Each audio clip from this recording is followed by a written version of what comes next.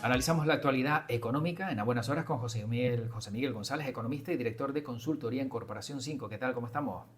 ¿Qué tal? Muy buenos días, José Luis. Muy bien. Muchas gracias por esta entrevista. Bueno, encantado también de saludar a José Miguel González, no lo diré, que de vez en cuando hablamos con él para analizar la actualidad económica y lógicamente yo creo que ahora mismo muchas están puestas las miradas, ¿no?, en saber el coste económico que tuvo para nuestro país el día, bueno, o las horas que estuvimos sin luz. Algunos hablan de 4.500 millones de euros, otros de 1.500. ¿Se sabe la cifra exacta aproximada? Bueno, haciendo una simple división, tengamos en consideración que el Producto Interior Bruto de España es de unos 1,5 billones con B de euros al año. Si eso lo llevamos a horas, es decir, si dividimos entre los 365 días, tendríamos el número el PIB, que es más o menos unos 4.000 millones de euros al día, y lo llevamos a horas, son 167 millones de euros a la hora. Si tenemos en consideración, ¿no? Yo estoy haciendo el cálculo mental Sí, también sí, como información de servicio público, ¿no? sí, sí. Si tuviéramos en consideración que el apagón principalmente estuvo unas 10 horas, pues 167 millones por 10 son unos 1.600 millones, que es la cifra que se está dando. Es cierto que esta cifra podría ser la potencial fijada en un momento determinado, pero ni todos los sectores estuvieron paralizados 10 horas. El sector de la industria sí, por ejemplo, pero otro tipo de sectores no. Lo que ocurre es que aparecen retales económicos, bien porque las industrias o muchas de las empresas no son lavadoras que apagas y le das un botón y vuelves a encender, sino tienen una regeneración. El coste social también, valorado en tiempo de las personas, o bien que perdieron un transporte determinado, o simplemente mientras hacían negocios, pues bueno, la oportunidad, ¿no? Lo que se denomina en economía el coste de oportunidad. Entonces, bueno, 4.500 millones de euros me parece excesivo, pero bueno, es un cálculo mental que desde ayer ya uno lo llevaba haciendo, y entre 1.000 y 2.000 millones, si pudiéramos apurar más, es una horquilla muy amplia, es un 100%, pero yo creo que con los 1.600 millones de euros podríamos quedarnos teniendo en consideración que podría ser un dato relativamente objetivo. Ahora bien, lo bueno que tiene es que esos 1.600, 1.000, 4.500, la cifra que queramos incorporar, en parte es recuperable.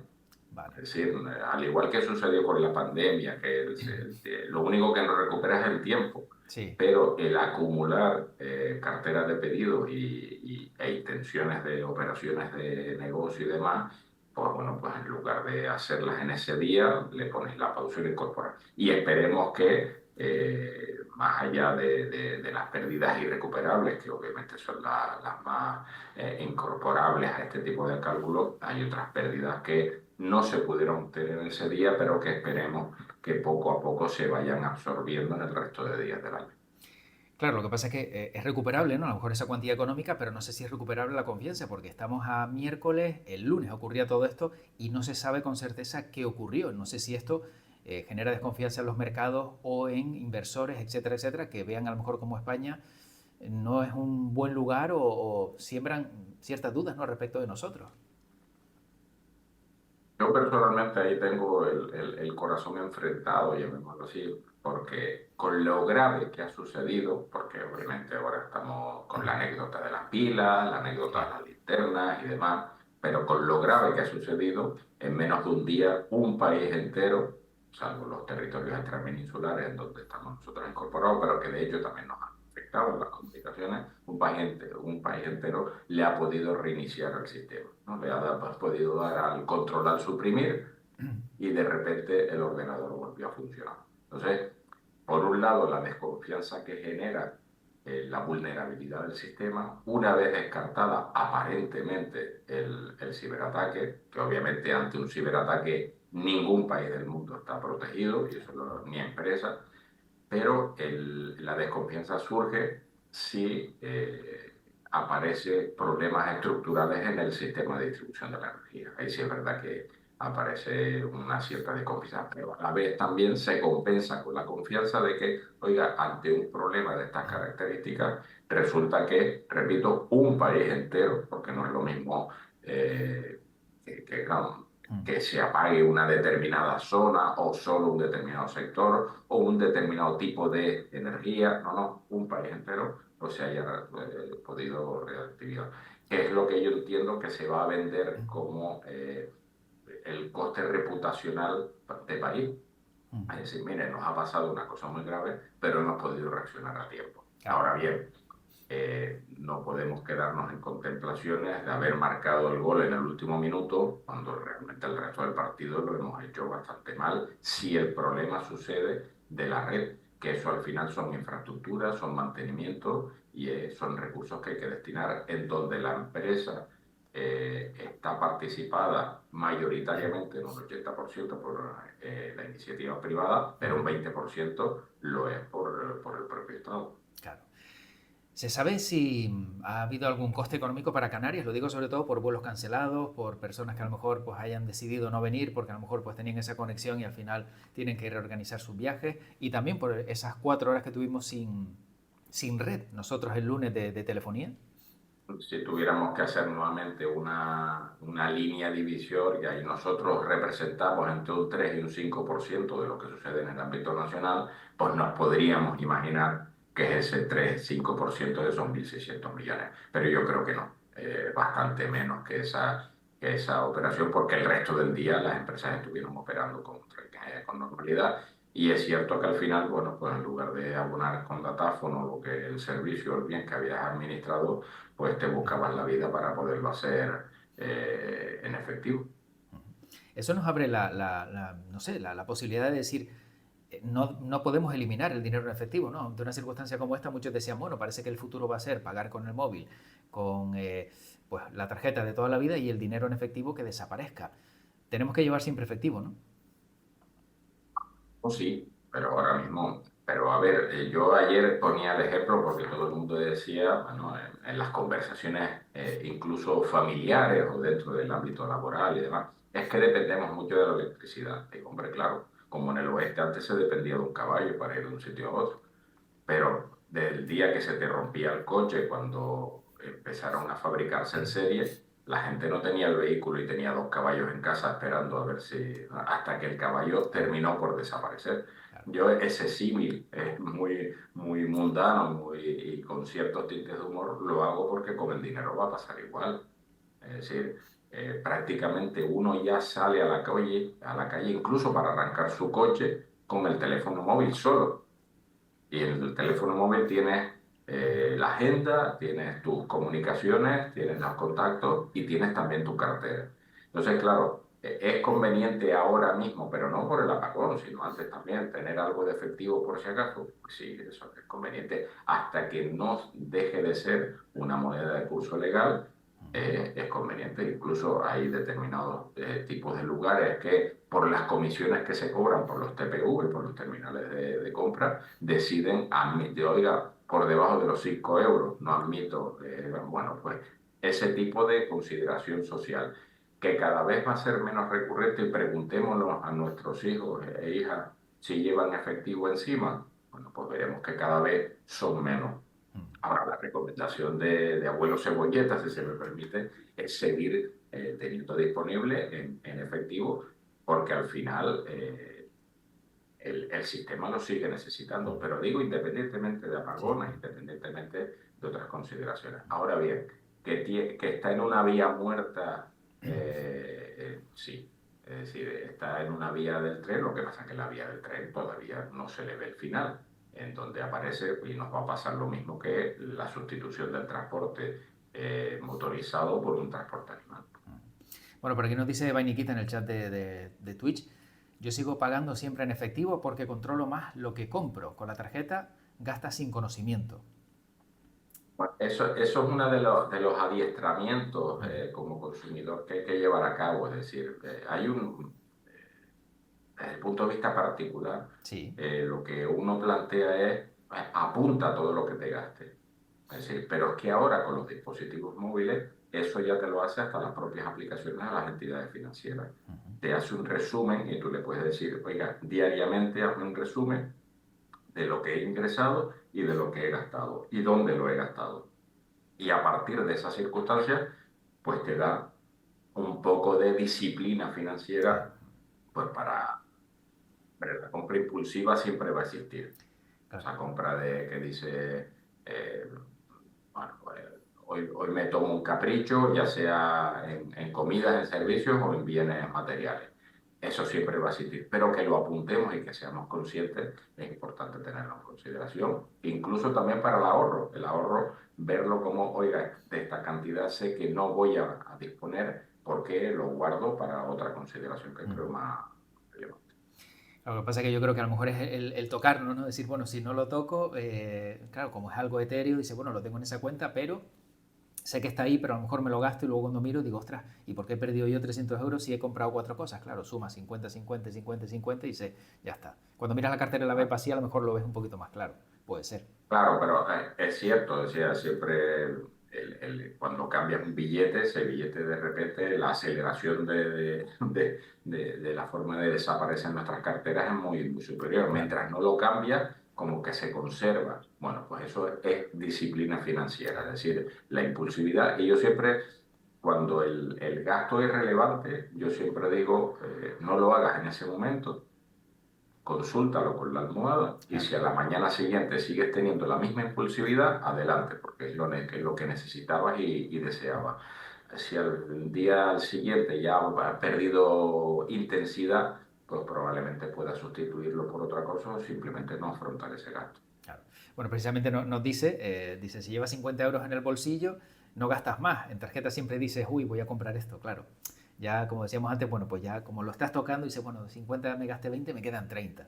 Es que eso es por ejemplo, los presupuestos, Uh -huh. ¿no? El hacer un presupuesto, por ejemplo, cuando tenemos compras relacionadas con la época de las fiestas, las de Navidad o Reyes y demás, eh, las rebajas, lleva un presupuesto y lleva qué es lo que necesitas. Y sobre ese presupuesto manéjate.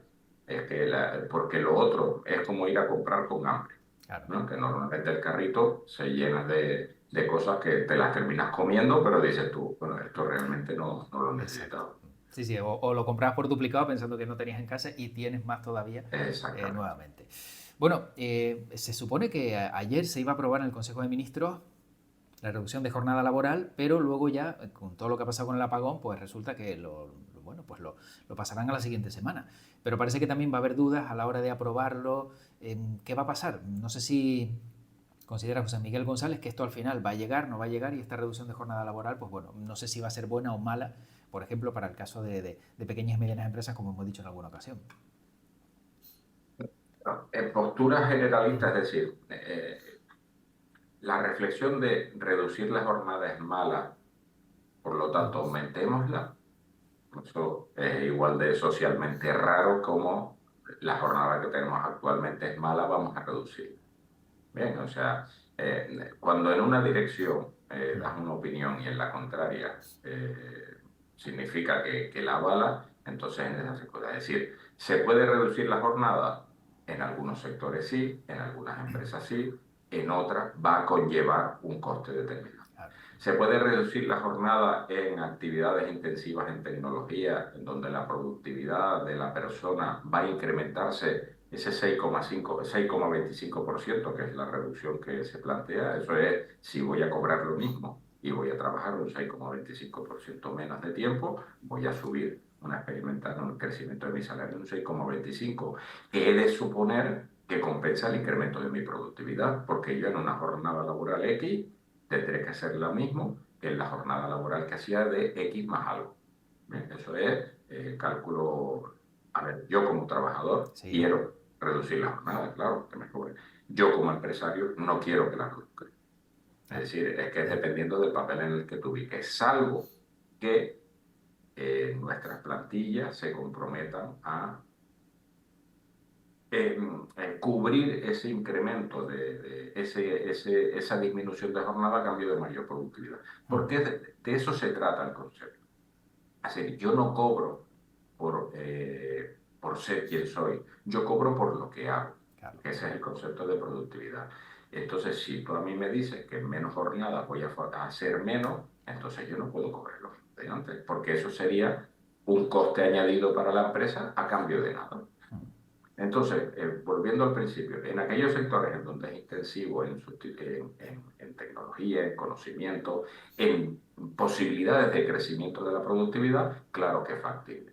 En aquellos otros en donde la puesta en escena es un 24/7 y servicios tienen que ser de forma continuada, por ejemplo, el sector de la hostelería, Claro. entonces, o el de la restauración y demás, pues ahí aparece que si yo quiero seguir satisfaciendo la oferta que satisfacía antes, necesito generar más empleo, que es loable también, pero que entendamos que ese empleo, si no tiene líneas de compensación, el efecto perverso que puede generar es que mi bar o mi restaurante, en lugar de tenerlo 1 o 2 días cerrados, lo voy a tener 3 o 4 días. Claro. Porque con la misma plantilla, aunque lo quiera, es decir, yo no puedo servir más cafés a lo largo de un día que en 7 días, es decir, no puedo salir a la calle y obligar a la gente que tome el café en mi bar.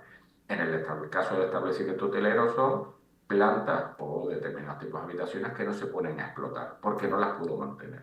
Bueno, pues entendamos que esos son los riesgos, que al final el sistema tiene la digestión suficiente como para deglutir todo esto, lo va a hacer. Lo único que habrán empresas que no lo pasen nada bien, teniendo en cuenta, por ejemplo, en Canarias, que el 55% de nuestro tejido empresarial tiene entre 1 y 2 personas solo trabajando. Es decir, imaginemos qué coste le puede suponer si a la vez estamos solicitando un mayor nivel salarial, ¿no? Para evitar Entonces, Sí, sí. bueno, aquí hay un caldo de cultivo que teóricamente sale muy bien, reduzcamos la jornada, que la gente tenga más tiempo libre y que cobre lo mismo, lo firmo donde sea, pero entendamos que eso también tiene riesgo y coste y que los tendremos que también asimilar entre todas las partes. Claro, efectivamente. Que por cierto, como ha hablado de empleo José Miguel González, ¿dónde está el éxito de Tenerife, que ha concentrado el 43% del empleo de Canarias, registrando pues la tasa de paro más baja de las islas? Bueno, pues está pues, justamente, nos guste o no, en el sector de servicios de mercado, es decir, el modelo, pero no es la isla con mayor nivel de renta per cápita. Vale.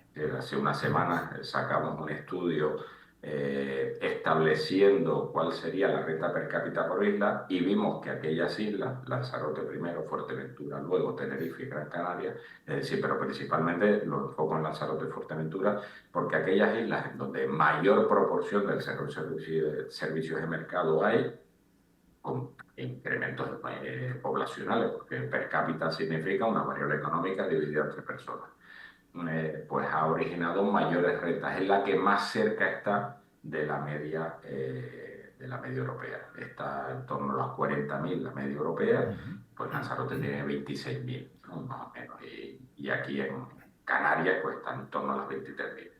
Claro, en las islas denominadas Islas Verdes, donde la administración pública es el principal empleador, no hay una potencia turística importante como los Palmas de Hierro, son justamente donde menos renta per cápita tienen. Bueno, pues eso Tenerife tiene lo positivo de la dimensión, porque bueno, desde muy cerca llega a Gran Canaria, aunque ¿por Sí. qué? Porque son las dimensionalmente mayores y luego también las que tienen una distribución sectorial más equilibrada. Pero no es per cápita, de forma per cápita, donde más renta se obtiene, que esas justamente son Lanzarote y Fuerteventura. Bueno, para ir acabando, había un dato que me llamaba muchísimo la atención y es el de los empleados públicos que se disparan y ya superan en 441.000 a los autónomos que hay en este país. Eh, ¿Esto es normal en cualquier otra región, en cualquier otro lugar del mundo o solo en España ocurre? Normal si tiene financiación para poderla sostener. Y ese es decir, hace falta más personas en el ámbito de la esfera de lo público, sanidad y educación, eso no hay fondo. Eso porque ahí siempre las necesidades crecientes de la población necesitará incrementar. Claro, si eliminamos sanidad y educación y nos vamos a la administración general, ahí es donde podríamos incorporar el concepto que decíamos antes de incrementar la productividad y la eficiencia del empleado público. Claro. Sí, no porque tengan más o menos privilegios, etcétera, etcétera. No, no lo hablo desde ese sentido, sino al ser servicios no transables, es decir, que no son servicios de mercado, porque nosotros no los financiamos directamente a cambio de un precio, sino los financiamos a través de los impuestos. Lo que se pide es que, por favor, estamos incrementando mucho la presión fiscal sobre la ciudadanía, sobre todo sobre una cohorte de renta intermedia, ¿eh? Que tampoco, aunque lo subamos al máximo por encima, lo que podemos hacer es desincentivar la creación de riqueza y ese incremento de la presión fiscal no nota a la ciudadanía que se le devuelva en forma de mejor calidad en la prestación de los bienes y servicios. Entonces, claro, es normal, pues bueno, pues por ejemplo, para el pago de las pensiones nos han incorporado en nuestras nóminas ya hace unos meses el MEI, ¿no? El Mecanismo de Equilibrio Intergeneracional. Bueno, pues me parece bien. Y de repente, bueno, los que nos hemos ido tropezando progresivamente con el borrador de nuestra declaración de la renta y conoces ya círculos en donde como las retenciones sean muy bajas, que la retención es tu salario, o sea, no es regalo, resulta que ya con sueldos de en torno a los 30.000 ya te sale positivo si no tienes deducciones. Entonces, claro, esta circunstancia, bueno, le da potencia al Estado, pero cuando hablamos de sostenimiento, de diversificación, hay que atender a la economía privada por una sencilla razón, que quien sostiene la economía pública son los impuestos que paga la economía privada. Claro, que precisamente eso, o sea, si sigue creciendo el número de impuestos y, por ejemplo, los autónomos se siguen viendo afectados, dejarán de serlo. Llegará un momento en el que dice, bueno, es que no me puedo sostener, ¿qué hago? Pues claro, todo Claro, ese equilibrio se rompe. y el Estado sí que tiene una estrategia de, como no puedo conseguir esta recaudación a través de impuestos, me endeudo, algo que los demás no podemos hacer. Claro. Claro, salvo que venga Europa y diga, oiga, tranquilidad con el endeudamiento, que ahora, bueno, pues nos hemos inventado, y perdón la mundana expresión, de que si inviertes en defensa sí que te puedes endeudar, por eso al final la ciudadanía lo que hace es que se pierda la confianza progresiva en las instituciones, también te lo digo. Efectivamente. Por cierto, como ha hablado de la declaración de la renta, José Miguel González veía un meme ayer que decía, he hecho el borrador de la declaración de la renta y me sale volver a casa de mis padres. O sea que, o sea que la cosa está mal, ¿eh? Marque la casilla Sí, correspondiente. efectivamente. Bueno, mañana Día del Trabajador. Nos decían antes por aquí, por el chat del stream, Vainiquita precisamente, ¿no? Pues una chica, ¿no? Que nos sigue también a través de Twitch. Digo, bueno, mañana manifestación. Dice, no, yo trabajo. Claro, y mucha gente no puede ir a esas manifestaciones. No sé hasta qué punto algunos lo consideran como para un puente, un día festivo, etcétera, etcétera, o realmente tienen valor, digamos, laboral o para el trabajador esa jornada. Debería tener,